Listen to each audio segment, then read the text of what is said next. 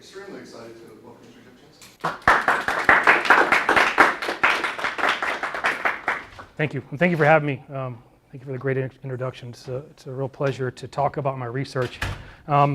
Mostly because this is only the second time I've ever presented to the public, because what we found was tied up in peer review with a couple journals and also with patent litigation, trying to wrap intellectual property around it. So I haven't been able to talk publicly about it. So I'm excited to do that. So let me go ahead and, I always feel obliged to throw this slide up here because I was a former program manager, and what my wife does, I want to make sure that some of the things that could be inflammatory or some of my remarks that are contradictory to the NASA book are my opinion only and not theirs.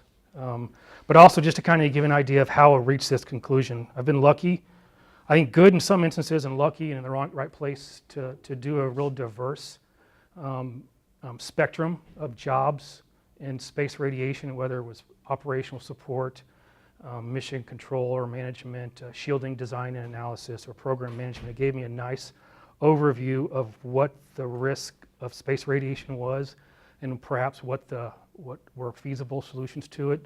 So I always like to point out that most of the stuff isn't just made up or hypothetical or something I came up with over an evening. This is 15 to 20 years of being in a field that is incredibly fun and interesting, but is also so frustrating that many times you'll hear me say something that contradicts itself in the same sentence, because the problem is so difficult to try to tease out a real solution. And then I do mention the Hubble mission because this is almost what drove me into this type of research. So as the mission manager, this was my fourth mission, and to be honest with you, in low Earth orbit 18, 120, 122, where I could literally just paste the mission on top of the slides in terms of the radiation projection and the briefing to the crew, and there would have been no change. 125 was unique because it was at a different orbital inclination, 21 degrees, almost equatorial, higher altitude, and there was no capability of, if there was a problem, this was right after STS-107 when the shuttle disintegrated. If there was a problem with the vehicle, there was no way for them to actually evacuate to the space station. So they were either going to fix the vehicle or they were going to come home with it. So there had to be actually what I call a rescue boat. There was a separate mission, STS-400, that had to be prepared and on the pad and ready to launch with a crew of 2 that would be their rescue crew. But anyway, so one day, about 3 months into it, I got called across JSC to this building I'd never seen or even noticed before, black windows, higher level security, and I got pulled into what they call the probabilistic risk assessment, where they started asking me questions that I had no answer for. If there's a large solar particle event, how long can the crew work outside? If there's a large solar particle event, how long will the crew survive? If there's a large solar particle event, how long can we put 2 men out of the crew and they'll survive?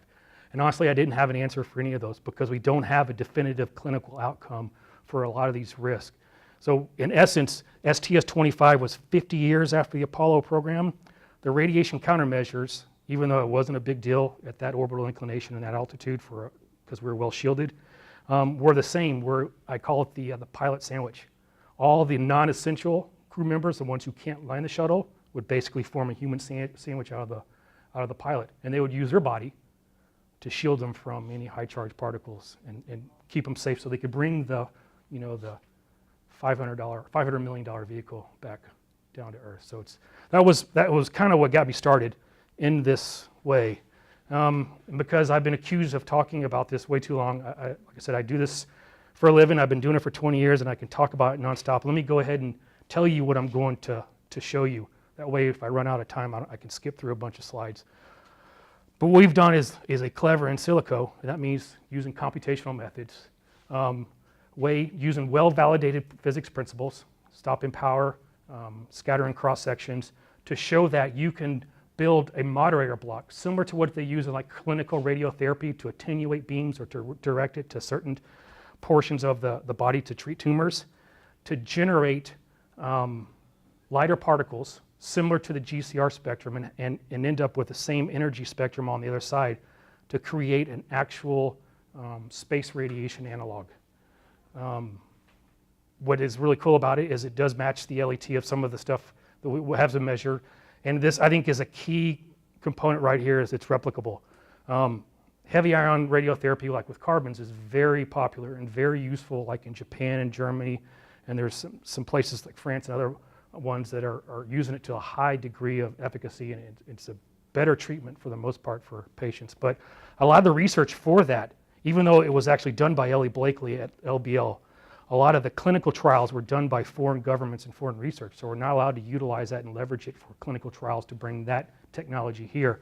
So having something that's replicable that can be done at a heavy ion facility in Germany or Japan is very useful, because then you can just transfer the results across borders. And I like to brag that this, I think, is the very first true instance of a ground-based space radiation analog. And I say that because NASA has developed their own that I think is far inferior. And actually, I think it's going to make the problem worse than it is solving it, and I'll talk about that as we go through. So I'm going to skip a lot of the details, but just to let you know, this has been we've submitted to Nature twice and Nature Physics once, and it was drug out in peer review, but it came back with, too specialized, and this isn't going to sell enough ad space for us. So it is on archive.org. If you Google my name and space radiation, you'll probably come up with a bunch of my papers. So any of the details I'll leave out here. If you're interested, you can go find it. This will be resubmitted to another journal, but I have one in press right now, and I wanted to wait till it's finalized before I resubmitted it. But I wanted to emphasize that this is a multidiscipline effort. So it's a physics problem. I would call it an applied physics problem, where we took some really solid concepts and applied it to find a solution. So the end goal was for it to be a tool mostly for radiobiologists, but also for radiation physicists who are doing hardware assessment, rad-hard testing, and satellite components and stuff like that. So we do have 2 physicists, a radiation oncologist, a radiobiologist, and a theorist all on the paper in the development of the model. Let me start off with just a real short course on space radiation, because I find that there's a lot of misconceptions about space radiation versus terrestrial radiation like X-rays or what you see when you go to the doctor. There are 4 types that we categorize for operational spaceflight: galactic cosmic rays, GCR, solar protons. This is the ones that are coming out of the sun itself in constant stream in the plasma field. Solar particle events, SPEs, and then the trapped radiation. These are mostly protons and electrons that are trapped in the Van Allen radiation belts. And the reason I X these out is because this isn't really a big concern for exploration space. Trapped radiation, the electrons and protons, are a concern like for EVAs outside the vehicle, but most space vehicles ever built have sufficient shielding to protect us from these, so this is not something I think is that big of important from my perspective. But let me expand on some of the stuff. So solar particle events, or SPEs, are what I call the sexy rock star radiation, because they're the ones you always hear about. They're going to cause the next apocalypse, or they're going to ruin your GPS satellites and your cell phones, because it's going to wipe out all the satellites orbiting Earth. But these are what I think are the most immediate risk to astronaut crews. Because of the volatility and the dynamics of how they evolve from the sun, they're difficult to predict, rather in occurrence and magnitude and length. It could be a minor event, or it could be a large event that delivers enough proton radiation that could cause radiation-induced death. That has happened many times over the course of our space exploration. And this is just a little video that the Space Weather Prediction Center at NOAA put together. I think it gives you a clear idea of the plasma field being ejected from the sun. It reaches the Earth, and a lot of it is deflected around because of the magnetic field. There is some detachment in the magnetic fields, and that's how you get the trapped radiation that bounces back and forth between the North and South Pole along the magnetic fields. GCR, these are the ones I am actually most concerned with, because this is the one that we have the most problem with trying to model in space radiation. I call it the arch nemesis, because in 60 years we haven't come up with a problem. And it's kind of counterintuitive. The shielding that you would provide that would be sufficient for solar particle events, the protons, will attenuate most of the proton field. However, it can be counterproductive because of the way that heavy charge relativistic particles interact with materials. You could actually create more of a risk with shielding, or too much shielding, because you'll take these high energy particles that would probably move through you with minimal damage. You'll slow them down, break them apart, and energy is conserved, right? So all that energy that was in that particle will be into like 15 particles, probably 5 or 6 neutrons, a bunch of protons or lighter ions.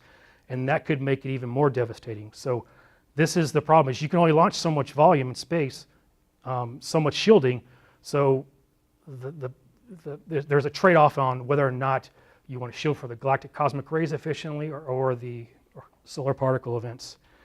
Just to give you an idea, they include all of the species, every one of them in the periodic table, but mostly up till iron, Z equals 26. Those are the most prominent.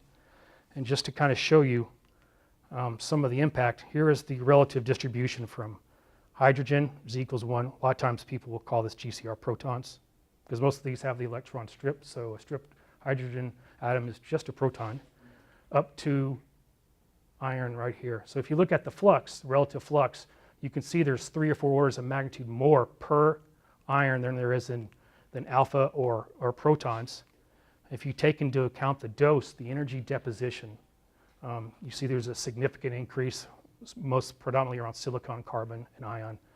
But since all radiation is not the same, and this is where I think we've run into a problem in space radiation and risk assessment, when you take into account the biological effect or the dose equivalent, you can see that iron, and in some cases silicon, are more biologically devastating per 1,000 protons to the human body.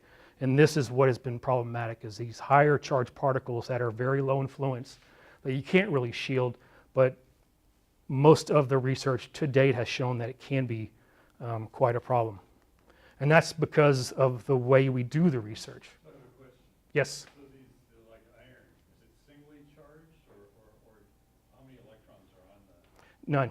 They're usually stripped. These are relativistic particles that have been. Pure nucleus, there's no Right. electrons. Right. So as I showed you there, we have all of the ions in the periodic table, all these multiple energies.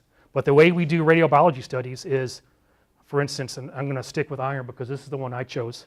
A lot of them are single ions, single energy, where they blast. And I say blast because they give the equivalent of a 2 or 3 year dose, what is projected to be the length of a Mars mission, in about 5 minutes. So it's 10 to 15 million times the dose rate of what's found in space. It's typically a homogeneous full body exposure, and because of a lot of politics and social awareness, the only animals that we typically study now are rodents, which are no way like a human. They have a lifespan about 1/40th of a human. The body mass is about 1/400th. I think the resting heart rate is 150, 160 beats a minute versus 60 or 70. So it's very convoluted. We go from a representation that's maybe less than 0.5% of the environment to an animal model that is no way similar to a human, and then we extrapolate out to all these crazy outcomes that I think are not actually true. And just to kind of give you an idea, I think I mislabeled this. This gray shaded area is about the width, body diameter of your average mouse, and this should be 20 centimeters, which is a Yucatan mini pig, another animal that's used frequently in some radiobiology studies, versus a human. And what I've done is I've shown you the what they call the Bragg peak for various energies and ions that are frequently used in studies that you find in publications. 60 MeV protons are actually very prominent in SPE fields. And then you have 600 MeV GeV, iron, oxygen, iron, and then as a comparison to terrestrial radiation. And this is where we start to have problems, because if you look at gamma or X-ray, which is the kind of exposures that most humans have been given in a high dose, whether it's an occupational accidental exposure or some of the atomic bomb survivors that we study using epidemiology studies, you can see that in gamma and X-ray, they start interacting as soon as they reach the surface of the skin, and they're attenuated down until they finally run out of energy or they range out. Charged particles are much different. They actually enter the body based on the energy or how fast they're moving relative to the orbital electrons, and they won't have much of an ionizing or impact to the body itself until they get to what they call the end of their range. And that's where the large majority of the energy in the particles dumped into a specific area to maybe a 1 or 2 micron size square area in the body. And this is what makes heavy ion therapy for cancer treatments very advantageous, because you can tune the energy, and if you know the depth of the tumor, you can kind of guide it along there and try to irradiate to kill the cells in the body. But when we're talking about space radiation, If you talk about, every single ion in the periodic table and all these multiple energies, you have this non-homogeneous field stressing multiple organ systems at different levels, and the body responds very differently than it does when you do a homogeneous full body exposure. And just to kind of emphasize how it gets convoluted, what you see right here is the LET, or the linear energy transfer. I'll talk about this here momentarily.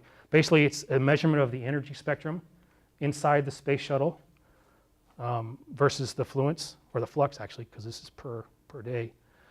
So the black dotted line is the measured energy distribution for, I think, a 30-day period during the shuttle Mir missions.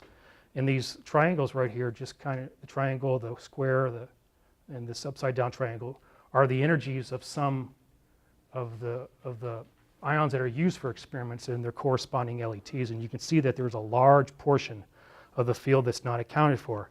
And if you look at some of these really high-profile results, this was in scientific reports. This guy here used mice and 600 MeV iron, and he had an N of, I think, 4. And he determined that space radiation is the cause of overwhelming cardiovascular death in the Apollo astronauts. It was a ridiculous conclusion. This is one of the few I'll actually criticize that has been highly disputed and proven otherwise.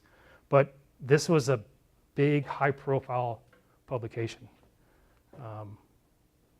Next one, this was in PLOS One, another big publication. Here they showed you that GCR, but not GCR, just 1 GeV iron can cause severe cognitive decrements.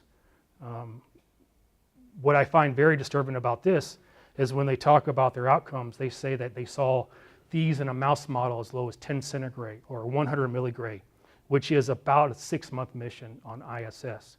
So what they're seeing is, in a mouse model, which you could argue is twice as radio resistant as a human, they are seeing a dose that exceeds what humans are experiencing in space, but you're not seeing the same outcome. So there's a disconnect in how they interpret the research, and they translate it over either to human outcomes or just the assessment of risk.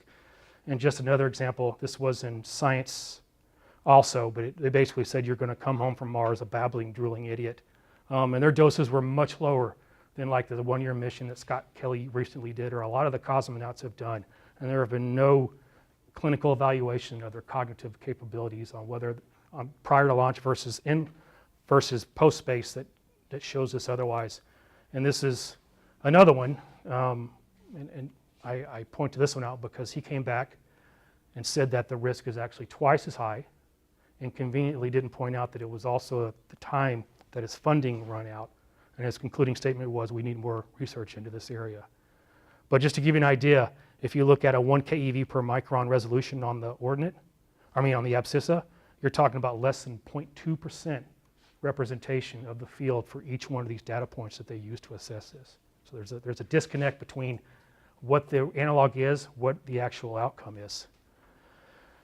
I think this was actually is proved even more so. So now, like I said, NASA has their new, what they call a GCR simulator, where they, instead of giving a single ion, they have the capability of doing fast switching, so they can do like iron, oxygen, and then protons very quickly after each other. So instead of doing 1 single ion, they're doing 3 single ion beams. So it's just rapidly, immediately once that they put out this model, even in their own paper, one of the downfall was, well, we can't generate pions, we can't generate neutrons, it's only a small representation, we don't know what order we should go in. And so it was convoluted from the beginning, but Ellie Blakely and a Surinat, who are at Berkeley, recently had a publication where they looked at adding a linear addition of these outcomes from various ions versus they do a scaled outcome, and they actually showed, I want to point out that here is 2 ions, and their results are right in the middle between iron and hydrogen. So basically, to summarize it up, it led them to believe that that was a feasible way of assessing that particular tumor genesis. However, when they had 7 to 8 heavy ion beams, what they're showing is when you do a linear addition, it is much higher, 20 to 30% higher than what they're determining either any single ion beam or their scaled addition.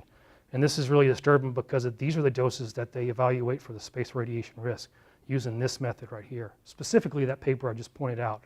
So you can see how possibly this could be overhyped and not actually leading to an actual conclusion. So here's where we are right now. So when you evaluate human risk, even in terrestrial clinical medicine, you have a countermeasure like a pharmaceutical, and you test it in an animal model, and then once you have FDA approval, you test it in a human population, whether it's a patient population or a volunteer population, before you actually start assessing the risk and how it affects humans. And every other risk to humans that have been identified with spaceflight, bone loss, nutrition, muscle skeletal or muscle fatigue, everything has a human component where it's actually evaluated in the field or in the environment with a human who can give you an idea of what it is actually showing, except for radiation. And in most cases, we use methods that, when you say it out loud and you talk about it, this is what we do, and you walk through the method of this is what you start with, this is what you see, this is how you determine it, and this is the risk. It actually, you start to feel kind of like this is ridiculous. How can we say this is a very efficient scientific method where you can't say dose rate is important and then give a dose that's 10 million times the dose of space radiation environment and say that a knockout mouse, a mouse that's actually genetically engineered to be susceptible to the risk you're studying, let's say cardiovascular, you can't say that all of the population had cardiovascular disease after you exposed them to a 3-year dose at 10 million times the space radiation dose rate and go, look, told you, we have a problem. It just doesn't make sense. And I always use this as my biggest proof positive. NCRP, the National Council on Radiation Protection and Measurements, were commissioned by the US government in the 60s to be the body that oversees any US citizens' occupational exposure to radiation. So in 1989, NASA commissioned them to do a report on specific recommendations for space radiation risk assessment and research. The overarching risk was a 3%, what they call, it's either risk or radiation exposure induced death. What they're saying is no astronaut can be exposed to a radiation dose that would put their risk of cancer or other outcome that could lead to death 3% higher than the general US population. It is, to me, I think, well, the cancer risk in Austin is 5% less than it is in Houston, so why don't we train the astronauts there? We're actually below what they're saying is the risk itself. Or what is the difference between 20% risk of cancer versus 25 or 23 and the white noise of statistical uncertainty? It means nothing, but it provided some way of assessing what the limits were for astronauts. And for a long time, because we weren't going on long duration missions, it was feasible. But recently in 2016, they asked the NCRP to update their recommendations, and basically it was the same. What they said, it was the same, but probably lower. So in 30 years of research, there has been, in terms of the big picture, no change in the risk posture, no change in the reduction of how this affects spaceflight. And since it's considered one of 3 critical limitations for exploration, this is a big deal. It's actually starting to see some effects in the community where they're not funding a lot of the studies they were doing before. They didn't fund for a while, and they're starting to push back on, what is all this nonsense you're starting to give to us? What does it mean? So, since I've always grown up to, don't come to me with problems, come to me with solutions. I always tell people, a friend of mine who was a particle physicist I worked with at NASA for many years, we had many harebrained ideas. So we came up with this idea just because of the shielding studies. When you're looking at various thicknesses of shielding, when you look at the field produced by a single ion beam, you see this scattering of various energies and ions, and it changes with thickness on a same material. So our idea was, well, what if we designed a moderator block that you could put in front of an iron beam? We chose iron specifically because it's the most prominent heavy ion beam in the spectrum. And if we were going to break it apart in certain amounts and slow it down in certain amounts, it would be the one to start with. But what if we designed the internal geometry of this beam so that it did it in select representation, so that the emergent field was the measured LET spectrum, and I say IVA, that's intravehicular, so this is inside the vehicle spectrum. So we tried it, and just to give you a real quick background on what it involves two very well-versed equations. The stopping power, or also called the beta block equation. It was first proposed by Bohr, and then Hans Bethe and Fermi, and then subsequently Fano developed the theoretical application into solids materials and refined it to the point where, for the most part, any measurement of the stopping in a single ion material is typically less than 5%, and most of the time less than 2%.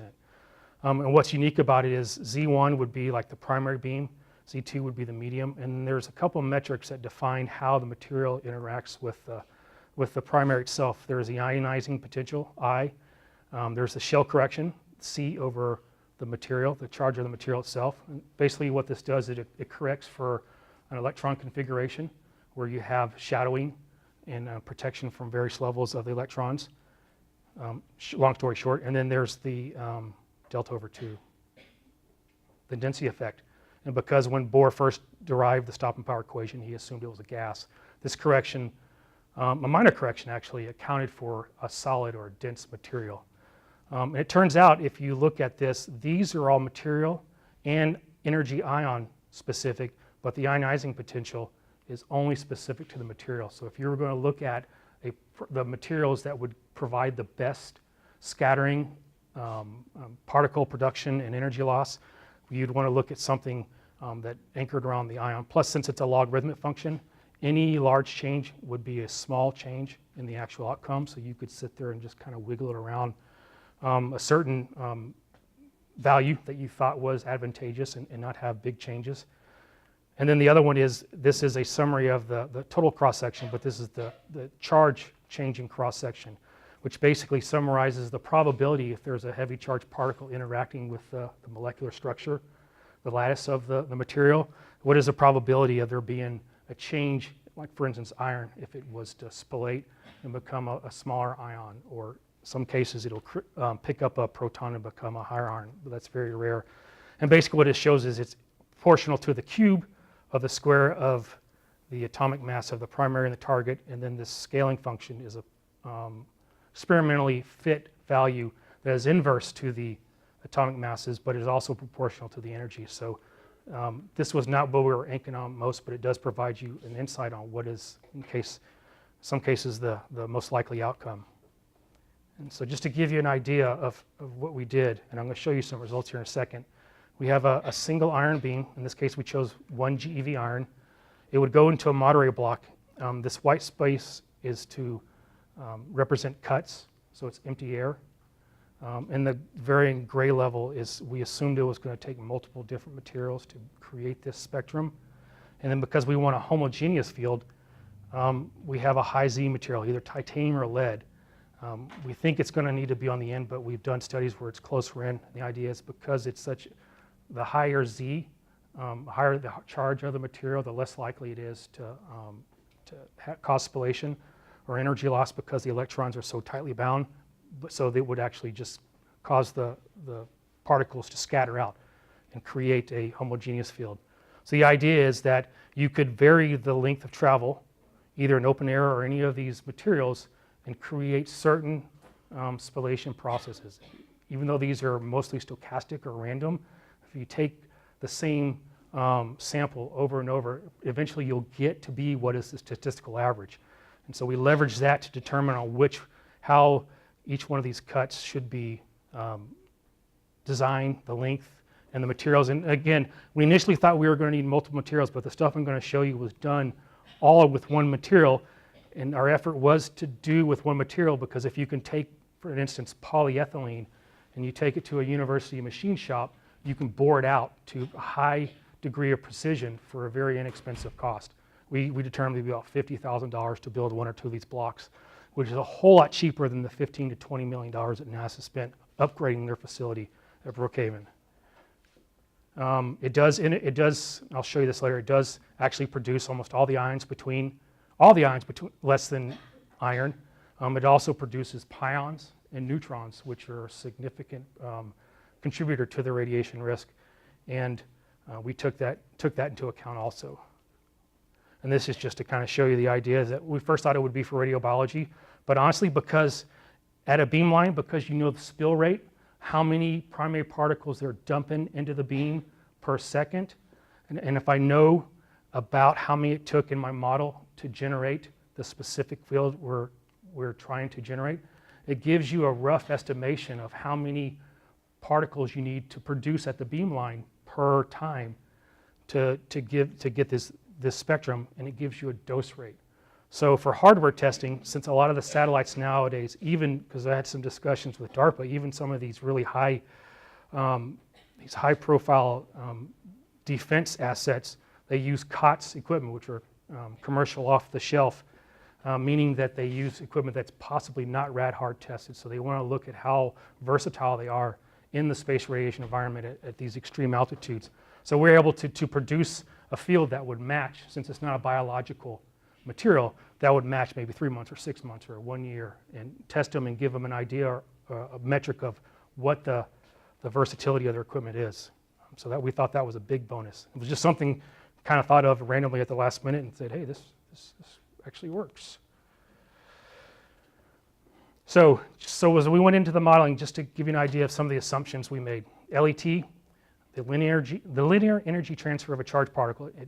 It's a metric that evaluates how much energy per, in this case, micron, a charged particle will lose into the medium.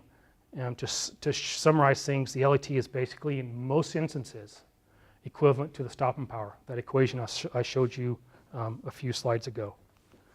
So we did 3 initial test cases. Shuttle mirror, we did that very specifically because radiation exposure is considered protected medical data.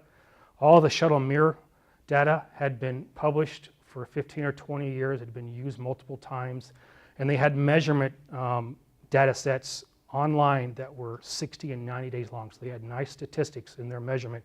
So it provided a very feasible comparison for our first run.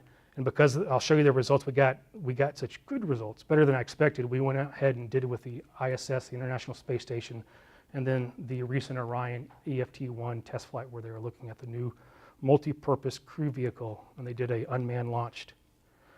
We used some advanced and some, I think, more sophisticated numerical and computational techniques. It's 3D Monte Carlo. Basically, it's taken space radiation or particle transport and it's putting it into a 3D video game.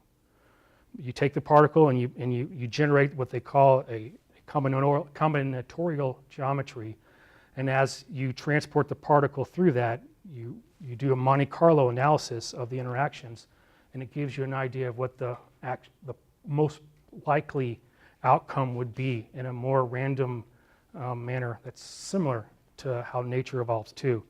Like I said, we used a 1 GeV iron beam. We thought hydrogen-rich polymers, typically for energy loss and for spallation, the lower the charge of the material, the better it is, versus the titanium or lead that we use for scattering, because the higher charge, the less efficient it is as a shield, which is also why it is difficult to assess terrestrial radiation versus space radiation, because that's counterintuitive. When you go to the dentist and you have an x-ray, they put a lead vest on you, they go out of the room and they have this big wall in between them, because the more mass, the merrier, because it will stop any type of radiation that's involved, but that's not necessarily true for space radiation again. And then we had some experimental measurements, actual laboratory measurements with the same energies, same materials, and various outcomes that we were able to compare our models with. And just to kind of highlight it, so I always say that the physics is not necessarily very novel. It's stuff I've been using for years. I think what is the key for how we were able to do this was because over the last 5 or 10 years, supercomputers or parallel processing has become much more accessible. So to give you an idea, the computation time for any one of those test cases is about 135,000 CPU hours. If you translate that over to like your laptop or desktop, that would be the equivalent of you putting this model on your laptop, turning off everything else other than the computational resources needed for that model, and running it nonstop for 4 to 7 years. And hopefully you don't get an error where it kicks it out in year 5, you know. But I was able to access up to 5,000 cores. Each time I did about 100,000 samples. I could do more, and this is significantly a lot more. When we were doing shielding analysis for Constellation, our sample size was usually 1,000 or 5,000. So it was a factor of 20 more, which gives you better statistical results. And each time, each data set generated about 2.5 terabytes of data, and that's a lot. Actually, I was telling at lunch, I was telling the story how when I first started doing it, I have to use the resources at the University of Texas, and I was using one of their smaller clusters. And the first couple times, my models actually brought the entire thing to a stall. It just took the entire system offline. As a matter of fact, I was kicked off for almost a month because it was just before the Christmas holidays, and then everybody went on break, and I couldn't get anybody to respond to me to try to figure out a way to get around it. But I always brag that when you're trying to solve real-world problems with NASA, this is what happens to all your funny little models that you're running on the computer. But now I have access to Stampede 2, which is exponentially faster. I can do these computations, which took an hour or 2, maybe 3, in about 10 minutes. It's pretty amazing. It's actually kind of cool in a nerdy way. So I always want to emphasize our approach, and I always for many years I tried to figure out, not many years, but for a while, I tried to figure out why we were able to show this so well. Yet for 40, 50 years of this type of research, no one has come up with a solution. And I am 100% sure it's because of the capabilities of high-performance computers. Without that, and the advanced numerical methods and computational techniques that were developed, like for the Higgs boson, where they were trying to examine and do the theoretical projections for that, or for the Japanese who were using heavy ions for radiation therapy treatments, they've developed some very novel techniques. I think it was those capabilities that for the last 5 years have just really increased in capability and accessibility that allowed us to show what we are. So let me jump right into the first results. So I will tell you, when I first got this, we had a group telecon, and since I'm in Houston, I frequently will call in as opposed to going up to campus. And I sent this to the rest of the group saying, I have these results, I don't believe them. Because this initially was supposed to be a feasibility study to prove that you could do this method, so I could move on to what I thought was the bigger problem and solve it. But then I got these results and I ran it several times, and I showed it to the group. But just to give you an idea, the actual LET measurement is the black dotted line. You can't see it because it's covered completely by my fit. And just to highlight some of the LET measurements for single ion exposures that they currently use, you have 600 MeV oxygen, 1 GeV titanium, and then 2 energies of iron. So you can see that all of this energy is being missed when they do their evaluations. And just to kind of emphasize how important I thought it was to make sure this was right, I think I sat on this for about 8 months, and I only felt comfortable talking about it. I had the chance to go up to the U.S. Naval Academy, where, if you know anything about my field, Jim Ziegler was a professor. He used to be in charge of the Applied Physics Laboratory at IBM, but he is the expert in charged particle interactions with materials. And I sat down for 2 days and I said, Jim, this can't be right. Tell me what I did wrong. What were my assumptions? We went through it for 2 days, and he gave the thumbs up. Said, you did nothing wrong. It makes all sense. Why haven't we done this before? So what does this show?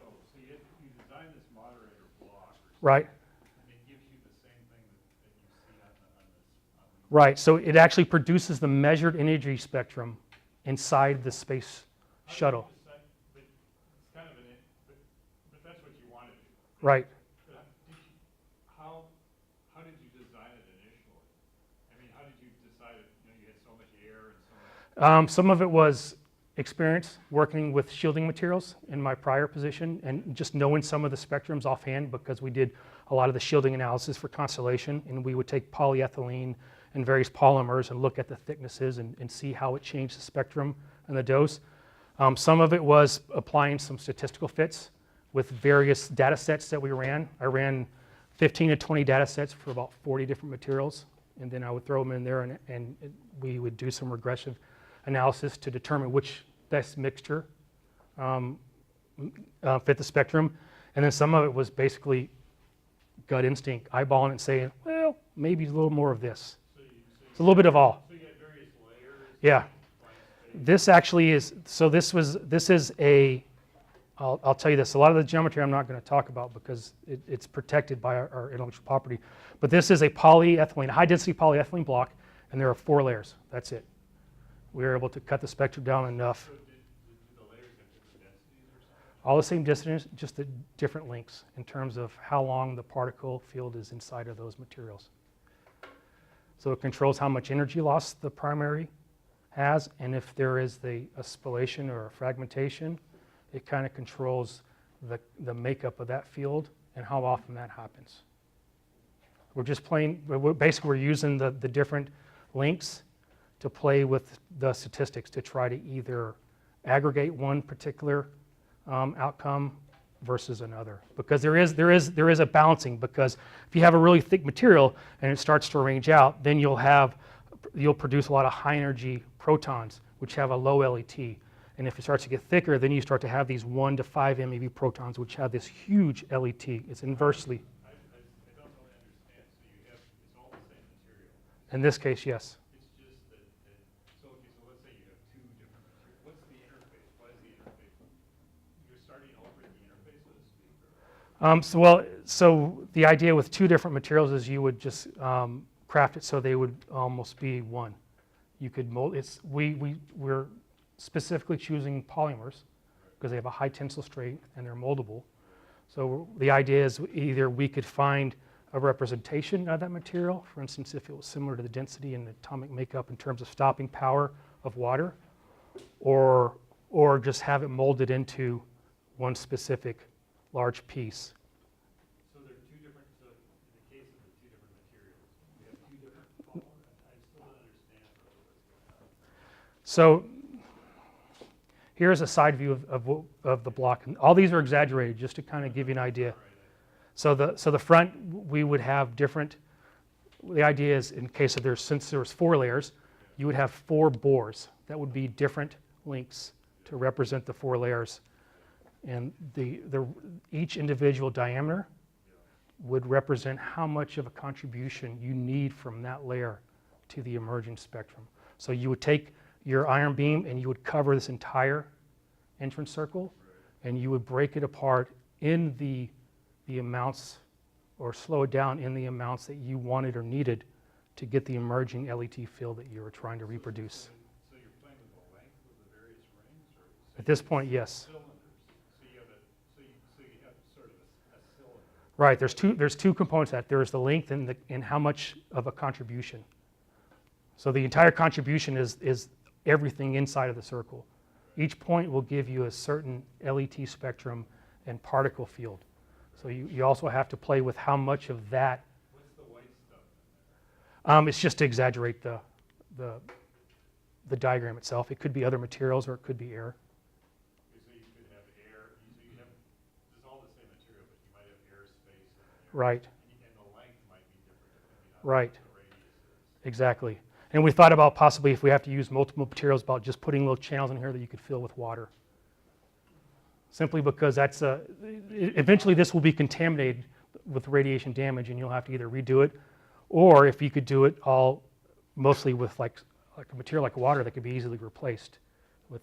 You didn't optimize anything, basically. What do you mean by that in terms of this? You didn't, well, you wanted to get this spectrum, right? Right. You sort of decide, well, I'm going to make this, move things around a bit. Right. We did some optimization, and we've had some talk about when we were talking about the quantum efficiency codes. Well, whatever. That's one of the things we were talking about. Once we have a complete data set of all the materials we think are feasible for this, we were going to throw it onto that to balance out the LET and the charge production. So there is some efficiency to it, but like I said, a lot of it was just gut instinct, seeing other fields for 5 to 10 years when I was at NASA, and then, like I said, just playing around with the relative proportions. That's what makes it so kind of counterintuitive, because it really wasn't that hard. It was a simple solution, to be honest with you. And just to kind of move on, so I did it, the next one, and for each one of these, I want to emphasize I tried to use one material after I already had decided on that on the first one. So we had a measured LET spectrum. In this case, it's the red dotted line. So this was taken over, I think, a 3-week period aboard the ISS. So it has all the radiation exposure from even when it goes over the polar fields and the SAA where there's an increased exposure. And we were able to fit it moderately well. There are a few spikes, 90 keV and 210 keV. And this was that problem we were having because of the lower energy stuff decreased at a more rapid rate than the space shuttle measurements. We had to have a moderator block that was much thicker, and we generated these 2 and 10 MeV protons overproduced them. We haven't figured out a way to attenuate those, and this is why you see these little spikes right here. There is some oscillation right here, and then there's this red mesh under the measurement. This is just to kind of indicate there is some uncertainty in the measurement itself in the low LET value, so it gives us a little leeway in terms of what we think is accurate or not. So let me ask another question. So when you have your poor mouse or whatever, Right, and you have the block, your block that you designed, right, and then you have your iron beam right, block, and it goes through your material, and then it hits mousy or whatever, right, and then you expose for a certain amount of time. Right. That's the kind of thing. right. But you mentioned this, that your material is gonna change as a function of time. Right, And that's gonna change your spectrum. right. Is that a problem? It could be, and that was one of the drives for a single material, because you can go to if you buy this in bulk, you could literally craft it for a couple $1,000 and take it and just throw it away. So you could do it for a while and then get it Right. and then put another one on and then another one on. Right. And then Right, and if the more simple you keep the geometry and the construction and the materials, the easier it is to maybe just buy a block of polymer. And at any machine shop at a physics department could probably make it to a. you just keep there, but then you keep moving it in and out. So based on the prior studies, these would last, I would think, a couple weeks before it became contaminated enough where the field changed significantly. But if you're talking about radiobiology experiments that cost anywhere from $40,000 to $50,000 themselves, if you used $1,000 or $2,000 just to make sure you have the correct field each time, it's still significantly better than the results they are producing for not much more of a change. And it also provides, because the fact it's just a block that you literally take onto the beam line, and I have pictures where we tested it. I don't know if I have them with me at NSRL, and you throw it in front of the beam. And then in these cases, we measured the field at a meter because we wanted to use air attenuation for some of the low energy electrons and charged particles. So we thought that they would be, and they were attenuated because of the distance. And also it takes the neutron field and scatters it out, so it's not so dense in terms of multiplicity. You would literally put the block in front of it, and then you would take your animal model and you measure a meter and you would put it right here. And then that's your exposure. And it's that simple. But every step we did, the idea was to make it very simple, very efficient, transferable. So if you sent the same design to, let's say, Heidelberg in Germany, to their heavy ion accelerator, their machine shop could make the same thing, and you could do the same field. With the blocks Some, correct. None with animals yet. We're hoping to do that soon. you do the experiments. Some in NSRL, and we're going to do some of the Texas A&M. Oh, that's the NASA Space Radiation Laboratory. It's at Brookhaven. It's where all of their research is done. It's the only heavy ion accelerator. So that's the whatever date. Okay. Yeah, I think there's a larger experiment going on, and it's parasitic to that. So it's the heavy ion thing. Yeah. So The relativistic heavy ion collider. It's parasitic on that, so they get fed the beam from that. It's attenuated down. Sorry, I didn't clarify that. So finally, after the EFT-1 test flight, they published the measurements with the same detector that they used for the ISS in a technical report. So they were available online, so I decided to give it a go. And this one was much more difficult because you're talking about, it was a constant measurement from launch all the way up to its pseudo-orbit and landing. So you had the measurement from the low Earth environment going through the radiation belts and going to interplanetary space and then back down but you only had it for about 4 hours. So the statistics are not very good because the detectors only have about a 1 or 2 centimeter square face, so you're not really measuring that many particles per second. So we were able to fit it reasonably well. There's some fluctuations here at 30 and 60 and 70 or so keV per micron. I'm not sure if it corresponds to these fluctuations and it just needs to be rescaled to fit that, or if these are just statistical anomalies that would prove otherwise if you had measurements in the same vehicle for a longer time and better reaction. But this was also, again, I was trying to do only one material to minimize the complication of fabricating it. But this also, I think, speaks to the fact that eventually we may have to start addressing multiple materials or more novel ways to produce it. Okay, so initially the goal was to just produce the LET spectrum, simply because we thought that was going to be difficult enough. Just for fun, I was able to measure the particles produced also, and I decided to throw them against some measurements. So here you have in blue is the predicted intravehicular particle spectrum from Z equals 0 up to, I can't read that, is that 26, 27? I have my glasses on. Predicted by Durante and Cucinotta. This was published in Nature like 10 years ago. The gray one is just adapted from Simpson. It is supposedly the interplanetary GCR spectrum. It's not a very good model. But the red is our produced field. And surprisingly, we were able to match to within a half order of magnitude or so up till Z equals 12 or 14 before it diverged outwards in terms of overproducing the higher energy ions versus what is predicted. And there's some uncertainty in this. Just to let you know, it's been a while since I looked at this, but 10 years ago we tried to look at some of the numerical methods for the spallation cross-section, and we've known that the molecular dynamics over-enhances the production of heavy ions, and we don't know if it's something to do with the computations, or if I remember, we thought it may be with the momentum transfer that was normal to the direction of the particle path. I don't remember, but this is most likely a computational limitation that needs to be addressed, so I'm not too worried about that. But I am excited about the fact that without even trying, like I said, we were able to almost reproduce the same field also. So it's kind of ironic that the configuration of the geometry that reproduced the LET spectrum also almost produced, and may be produced, depending on how you look at the higher energies. The chart. So you get the energy loss basically very well, and then you're looking at a Right. thing, how many you have. Right, and you're getting the Pretty good. Looks pretty good. yeah, you're getting the fragmentation cross section pretty well also. So it's not a LET analog. It's actual what we call the GCR analog, because we're producing the charged particle, charge itself, also the pions, also the neutrons, and the energy distribution. So it gives that spatial distribution of dose deposition in the animal as opposed to a homogeneous single ion dose.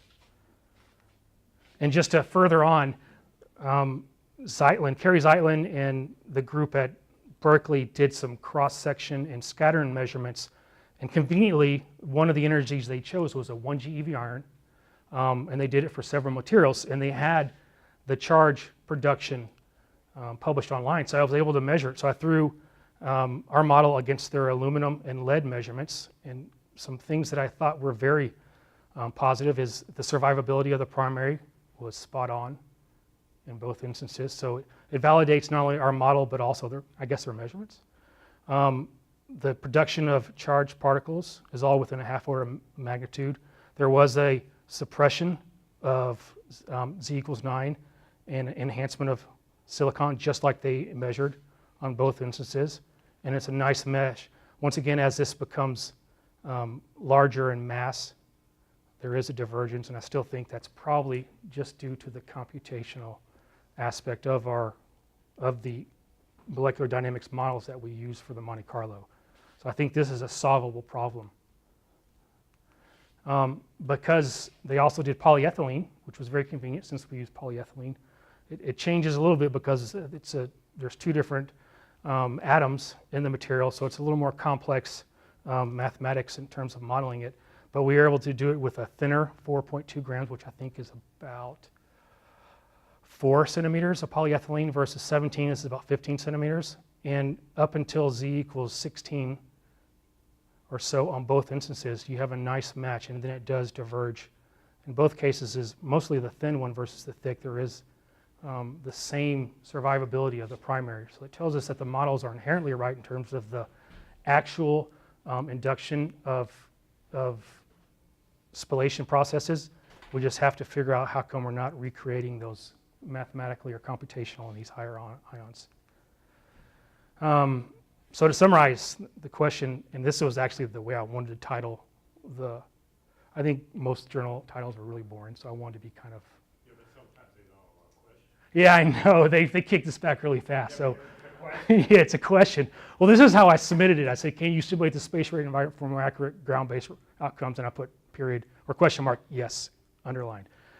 So just to kind of summarize what we've done is we have taken current beamline technologies that are available not only in the United States, unfortunately only in one place, but also in our international partners like at Heidelberg or GSI in Germany, HIMAC in Japan, and I think there's another heavy ion accelerator in France now, that you were able to, without any modifications of those beamlines, to fabricate a device that can create the charged particle spectrum of space and give you a more accurate analog to measure and deduce what the actual radiation risk is. But because we can control the spill rate, and if we're able to, most of our limitations in terms of the time of animal exposure is FDA regulations, we can actually get the dose rate to within a factor of 6.